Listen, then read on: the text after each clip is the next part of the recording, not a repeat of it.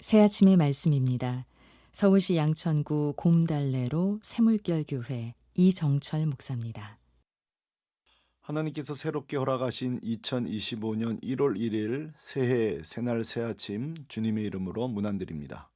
새롭게 시작된 2025년 한 해도 오늘 하루도 주님보다 앞서지 않고 성령 따라 승리하는 하루 되시기를 축복합니다. 누가복음 1장 31절에서 38절로 능력이 너를 덮으리니 제목으로 말씀 전하겠습니다. 제가 거주하는 빌라의 아침과 저녁은 작은 소란이 종종 일어나곤 합니다. 첫째 소란의 장소는 주차장입니다. 부족한 주차 공간 탓에 주민끼리 티격태격합니다. 반상회를 단 한 번만 열어 생각을 모으면 모두 편하게 쓸 수 있는데 유치하게 전세냐 주인이냐 민망한 질문과 조금도 손해보지 않으려는 태도 때문에 벌어지는 소란에 무척 아쉽습니다. 둘째 소란의 장소는 마당입니다. 세상에 깔끔한 사람으로 둘째가라면 서러운 두 사람이 우리 빌라에 사는데 하나는 제 아내요, 두 번째는 건너편 어르신입니다. 두 분 모두 마당에 버려진 쓰레기, 담배 꽁초와 전쟁 중입니다. 새벽 기도에 다녀오는 길에 제 아내가 먼저 한마디 합니다. 누가 또 여기에 이런 걸 버렸나? 느지막하게 산보 나오신 어르신이 목소리는 크지 않지만 한마디 거두십니다. 자기 안방이나 버리라지. 조금만 걸어가면 재활용통이 있는데 그 몇 보 덜 걸으려는 이기심 때문입니다.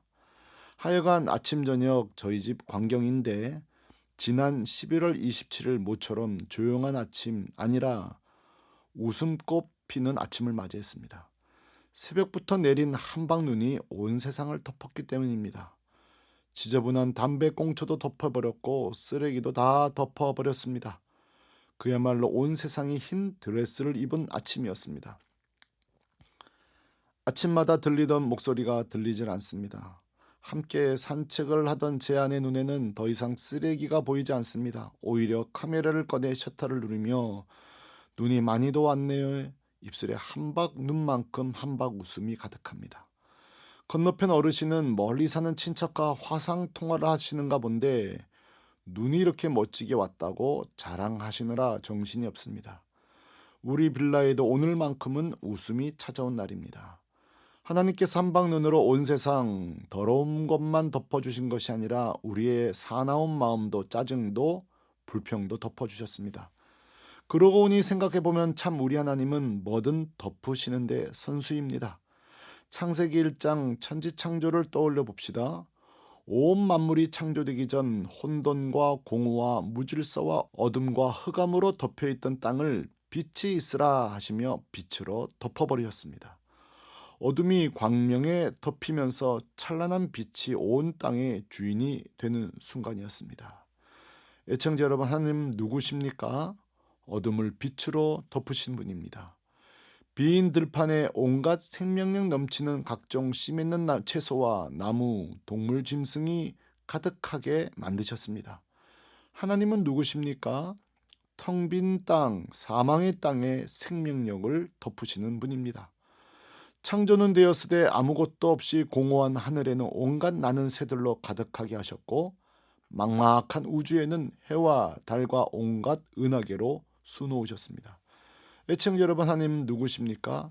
시편 기자의 표현대로 주의 손가락으로 공허와 막막함을 덮으시는 선수입니다.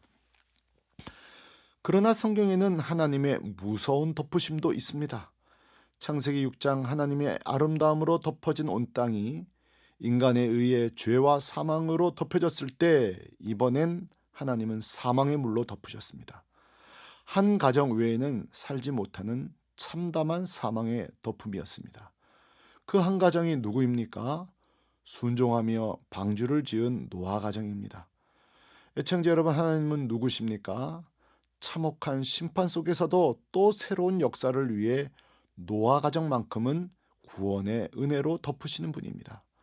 출애굽기 6장에서 하나님은 모세를 통해 바로에게 내 백성을 애굽에서 떠나보내라고 촉구시킵니다. 끝까지 순종하지 않던 바로는 결국 온 세굽을 열재앙으로 덮으신 후에야 항복하며 출애굽을 허락합니다. 문제는 열 번째 재앙으로 이 땅의 모든 짐승과 사람의 장자가 죽임을 당하게 됩니다. 온 천하가 장자의 죽음으로 인해 슬픔이 덮쳤을 때 말씀대로 순종하여 어린 양의 피를 대문 문설주의 바른 가정의 장자는 약속대로 사망으로부터 구원해 주셨습니다. 애청자 여러분, 하나님은 누구십니까? 가정의 맏아들을 생명으로 보존시키시는 분입니다. 보혈의 피로 덮으시는 분입니다. 출애굽기 35장에는 부살렐과 오홀랍이 모세로부터 성막을 만들라는 요청을 받고 당황합니다. 설계도도 모형도 없이 그저 말로만 명령받았기 때문입니다. 당혹스런 두 사람에게 놀라운 일이 벌어졌는데 35절입니다. 지혜로운 마음을 그들에게 충만하게 하사 여러 가지 일을 하게 하시되 조각하는 일과 공교로운 일과 청색 자색 홍색실과 가는 배실로 수놓는 일과 짜는 일과 그 외에 여러 가지 일을 하게 하시고 공교로운 일을 연구하게 하셨나니 아멘. 하나님은 어떤 분이십니까? 부살렐과 오홀리압에게 명령만 하시는 분이 아니라 하나님의 지혜와 총명을 충만하게 두 사람에게 덮어주시는 분입니다. 여기서 공교로운 일이라는 것은 한순간에 습득하기 어려운 오랜 숙련이 필요한 세밀하고 정밀한 일을 말하는데 하나님의 능력이 그들에게 덮이자 감당하게 하셨습니다. 신명기 34장에 보면 사명을 받고 또 당황하는 한 사람이 나오는데 여호수아입니다. 기력이 쇠하지 않고 눈이 흐리지 않던 모세가 가나안 땅에 갑자기 못 들어가게 되면서 후계자로 임명되었습니다. 평생 모세의 조력자로만 살아왔는데 말입니다. 그렇게 두렵고 떨려 어찌할 바를 모를 여호수아에게 하나님이 말씀하십니다. 9절입니다. 모세가 눈의 아들 여호수아에게 안수하였으므로 그에게 지혜의 신이 충만하니 이스라엘 자손이 여호와께서 모세에게 명하신 대로 여호수아의 말을 순종하였더라. 아멘. 모세가 여호수아에게 안수할 때에 단순한 기도 행위로 끝난 것이 아니라 지혜의 신 성령으로 충만하게 그를 덮어버렸습니다. 애청자 여러분, 하나님은 어떤 분이십니까? 지혜의 성령으로 덮어주시는 분입니다. 두려운 자에게 용기와 담대함을 덮어주시는 분입니다. 오늘 말씀에도 마리아가 천사로부터 수용할 수 없는 뜻밖의 이야기를 듣는 장면이 나오는데 31절입니다. 보라, 내가 수태하여 아들을 낳으리니 그 이름을 예수라 하라. 아멘. 애청자 여러분, 남자를 알지 못한 채 이것이 어떻게 가능하단 말입니까? 생물학적으로 의학적으로 가능성 제로인 것을 잘 아는 마리아가 묻습니다. 34절. 나는 남자를 알지 못하니 어찌 이 일이 있으리이까? 아멘. 이때 천사의 대답은 매우 단순합니다. 천사가 대답하여 이르되 성령이 내게 임하시고 지극히 높으신 이의 능력이 너를 덮으시리니 이러므로 나실 바 거룩한 이는 하나님의 아들이라 일컬어지리라. 아멘. 단 한마디입니다. 지극히 높으신 이의 능력이 너를 덮을 것이다. 너는 할 수 없지만 그 덮인 능력이 가능케 한다고 말입니다. 맞습니다. 생물학의 영역에서는 불가능하지만 하나님의 능력이 덮이면 가능합니다. 의학의 영역에서도 말도 안 되는 이야기지만 하나님의 능력이 덮이면 실제가 됩니다. 애청자 여러분, 2025년 1월 첫날을 맞이한 우리에게 이 말씀이 필요하지 않습니까? 경제적인 문제, 정치, 부동산, 세계 정세 뭐 하나 긍정적인 이야기는 없고 최악의 지표만 발표되고 있습니다. 새해가 왔는데도 소망으로 시작하는 분들이 많지 않습니다. 심지어 성도들마저도 마찬가지입니다. 그러나 오늘 우리에게 남은 소망이 있습니다. 그것은 바로 하나님의 능력이 나를 덮고 우리 가정을 덮고 교회를 덮고 이 국가를 덮을 때 불가능이 가능이 되고 절망이 소망이 되고 0%가 100%가 됩니다. 우리는 자꾸 묻습니다. 어찌 일이 있으리까? 그때마다 붙들 말씀은 이것입니다.